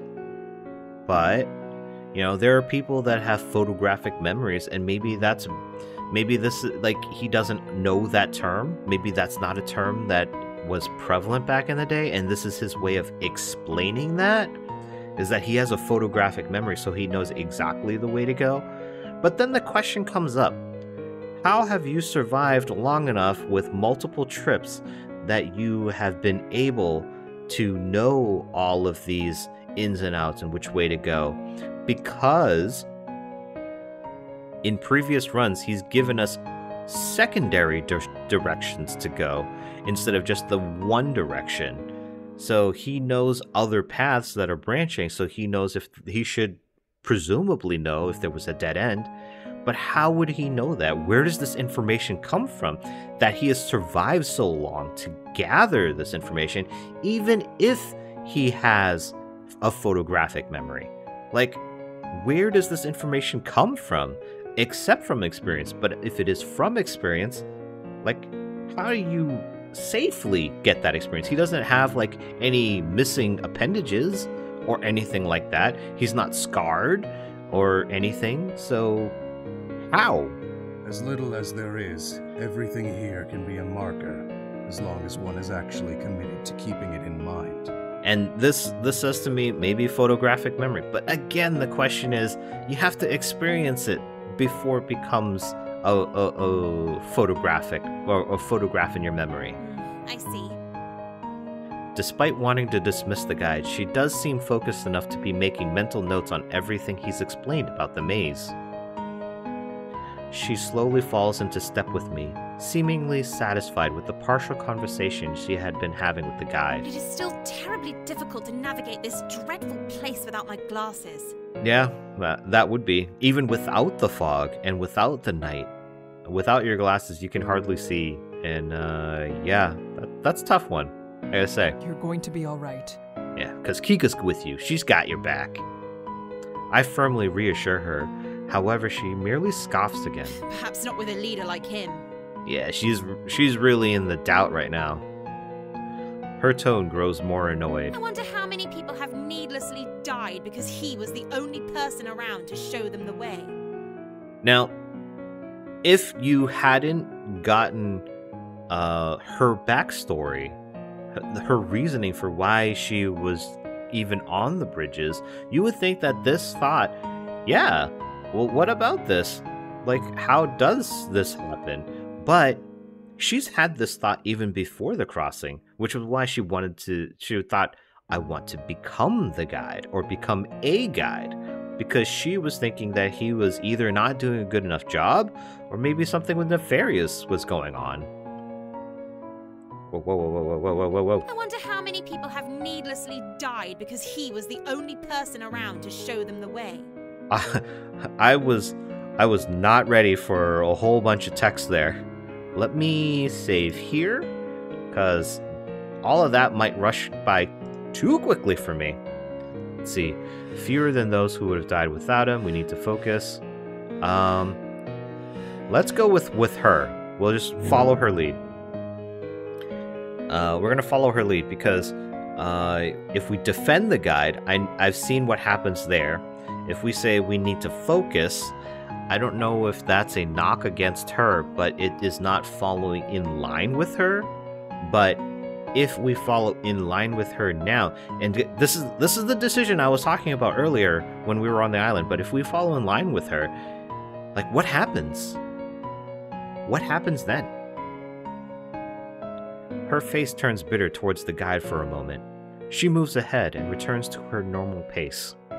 I frown to myself. I'm not sure what to think about such a topic. I often feel regret over those I couldn't save. Is it simply inevitable? Or are the guide and I simply too negligent or too incompetent to help them? Our progress continues steadily, and we still encounter no significant difficulties. Margret has drifted further away from me and closer to the guide. He turns his head slightly to address her. You're following too closely. I expect her to turn back, and nothing to come from this. However, Margret instead dismissively snipes back. I'm not at all within an arm's reach of you. The guide abruptly stops walking, and Margret accidentally ends up getting even closer to him. You're close enough. Stay further behind. He's far firmer in his demand this time around, highlighting how clearly the point was made. Margret regards the guide defiantly and stands her ground. He narrows his eyes at the turn of events. If you're not happy with how I lead, then continue on by yourself. I start to feel concern creep in. The lack of trust between them has grown dangerously high, and with the way they're speaking, I fear that it could escalate further. We should remain as a single group. Margret ignores me completely while remaining unfazed by the guide directly addressing the concern she had voiced. It's rather hard to respect a leader who eavesdrops on conversations. I mean, to a degree, I can understand that and agree with that, but a leader also needs to know what's going on with the people that he is leading, too. So, I mean, I can kind of see it both ways. His jaw clenches as she tests his patience. Either you are to lead yourself, or you will follow my path. Those are your choices. Say which one it will be. Honestly, it's true. It's either you follow me or you don't. Do whatever you want. Oh, so both options are to die then. Snarky. Yeah, I'll give her that. That biting comment makes me wince. As I feared, the situation is spiraling further down, and any words to stop its descent cannot be found in my racing thoughts. If you enter these bridges, all you should expect is death. That is no secret. It is no secret. He said right from the beginning that he could not guarantee that everybody would make it to the other side. So, yeah, that was the thing. It's not a secret. Nobody said that there was a guarantee. The guide continues, annoyance leaking into his voice. You think that the results would have been different if only I had said more or did something differently. But that is not true. Not true. The conclusion would be exactly the same.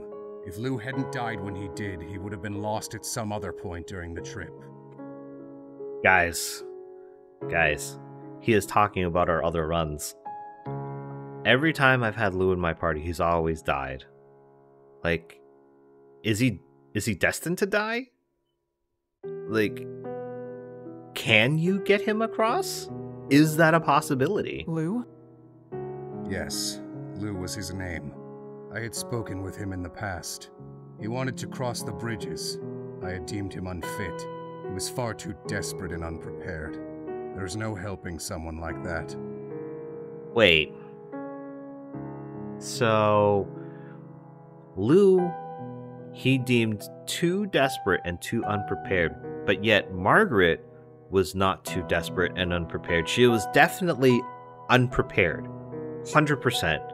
No way to, well, technically everybody except the guide who passes is unprepared, because if you have any smarts at all upon crossing your first time, enough to be prepared for the next time, there is no next time. You never cross again. That is some messed up stuff. You do not come back. And to be too desperate, I mean, Margret was very desperate, you know, when we heard her story. But I guess he doesn't know a lot of that. And if she acted well enough, he wouldn't know. Right? The guide sounds even more agitated as he elaborates. That sounds like excuses to me. Ooh, you can hear the music kicking in. There's gonna be something here. Margret raises her voice. You're adept enough to traverse these bridges so often that you've memorized the minute details of them, but you couldn't help him? Why are you the only one who gets to avoid death here? The guide's face twists into a vicious snarl. He shouts, I have died! And guys, this here is the line that I've been hanging my hat on. He says, I have died.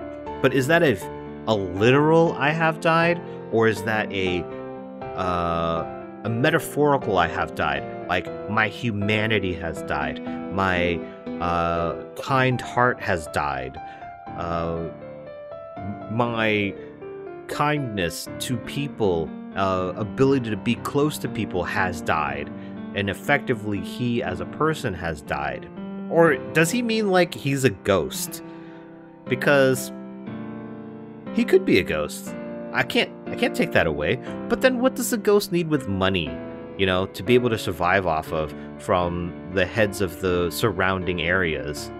Like, I don't know what to make of this now. Like, I've learned so much, and yet learned so little. I have no life to give. Everything I am, everything I could have been, was surrendered to this lake. That is the only reason why I'm able to stand before you now.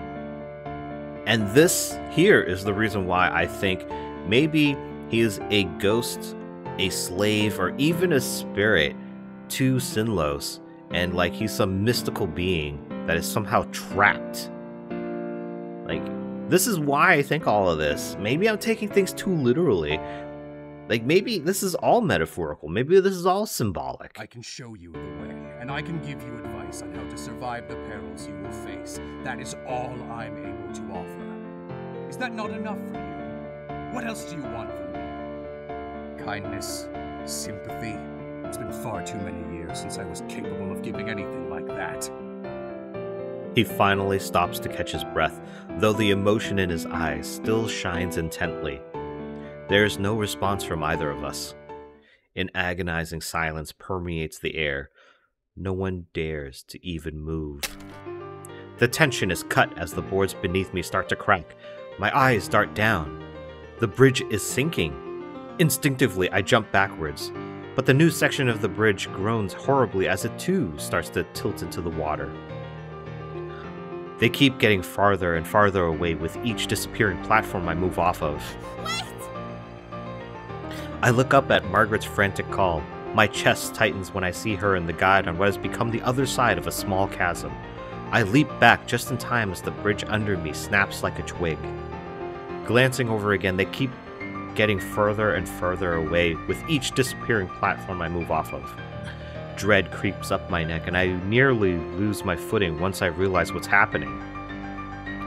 Desperately stumbling backwards, I finally manage to regain my balance. I use this to leap far enough back that the bridge I land on doesn't immediately start to fall apart under my weight. In another 3 swift steps, I am finally on sturdy wood. The bridges reluctantly stop shifting and settle. The only trace left of what was once a huge section of bridge is a few splintered boards floating in the murky water. The lake consumed it. Somehow, I am not surprised. Regaining my bearings, I face what has become of my circumstances. I am now separated from Margret and the guide by a far wider gorge than anyone could leap. My throat goes bone dry as I teeter at the edge of the bridge, mind wildly scrambling for a solution that doesn't come. I lock onto Margret's face. She's completely aghast, wringing her hands and opening her mouth wordlessly. She has little idea of what to do with herself. I'm not quite sure what to do with myself either. Margret keeps her eyes on me, but I can faintly hear her address the guide. I'm too far off to grasp what Margret is asking, but I get the impression she is seeing if there's another way. The guide turns to me. He's completely cooled down from the earlier interaction, back to his same placid expression. The guide says one word. Judging from the look of heartbreak on Margret's face, I can only assume it was no. There's no way back to them. As I watch the two discuss my fate, unable to say anything, fear starts to crawl over my arms run cold to freezing. It's not long before the rest of my body follows. Tears drip down Margret's face. I can see the delicate lantern light playing off them, even from here. The guide's voice echoes loudly across the water, separating me from them. Go back and take the next bridge you come across that goes west. There may be enough time for you to find your own way. I blink, taken aback for a moment, before I quickly regain my composure. That's right.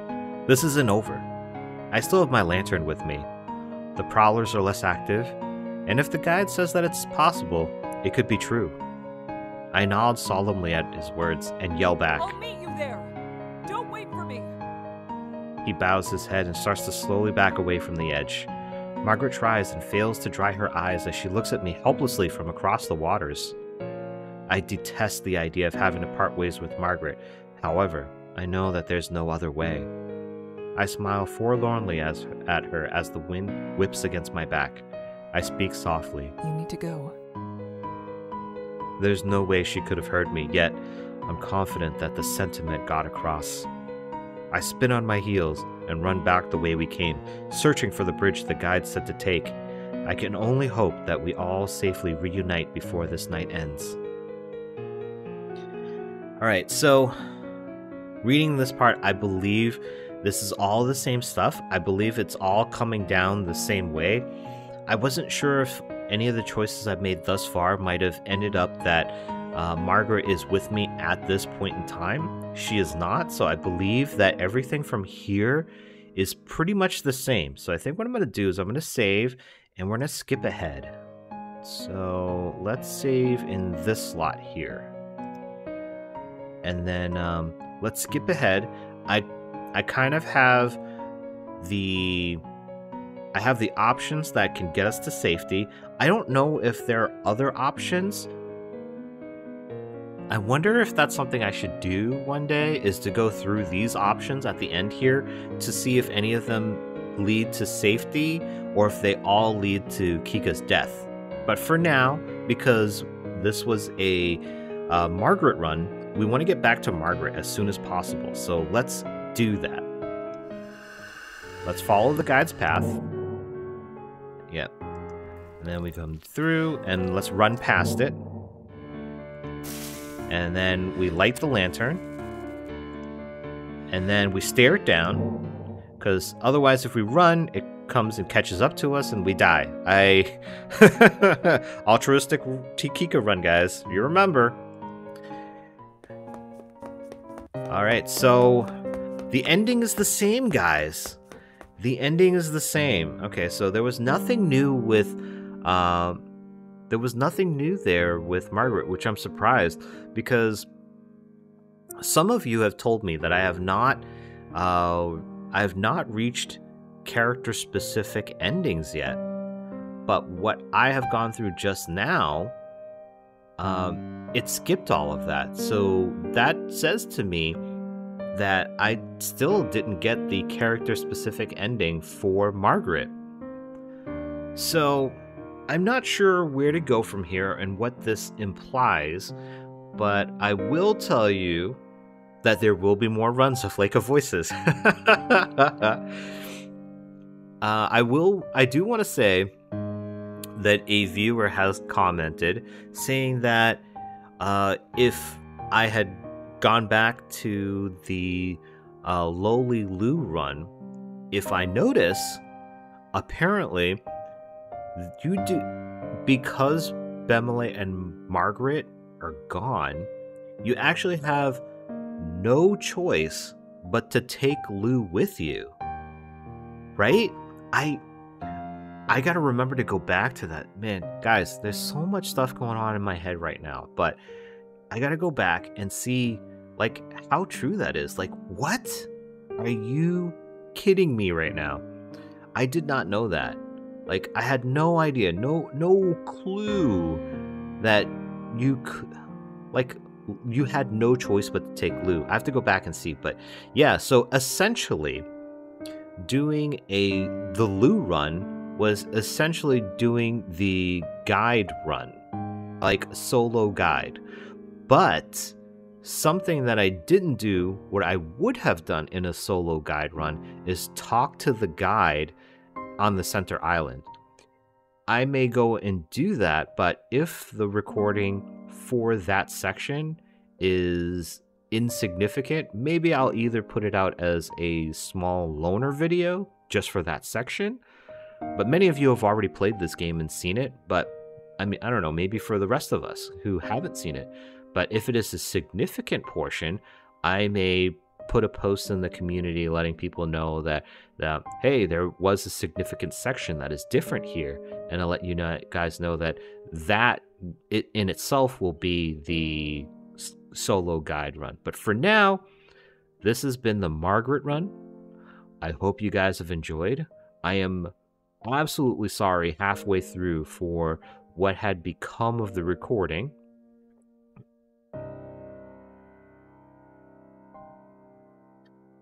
Maybe I'll be nice to you guys and release this all at once and make that a gift to you guys, or maybe I'll be mean and make this 2 videos.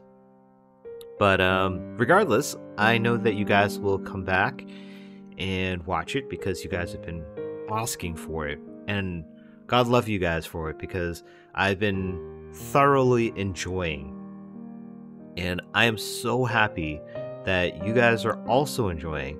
It takes a lot of time to make these videos, specifically for Lake of Voices, because I read so much of them, and honestly, every time I go through a session, it's at least 2 hours. And then when I edit my videos, I go through the whole video, so it takes me another few hours. And then once they go up to YouTube, I do a final review to make sure that I attempt to watch the whole thing through again to make sure that it comes through correctly. I want to make sure that you guys have as good of a video as I can make it. And for the people that make the game especially, they deserve it. They put this game out for free. They made such an incredible experience for us. And if you are not the type to go through the game yourself, I feel like you deserve to have the experience. Wow. Again, I hope you guys have enjoyed. I hope you will come back for the next one. And I hope to see you there. Until then, everyone. Bye.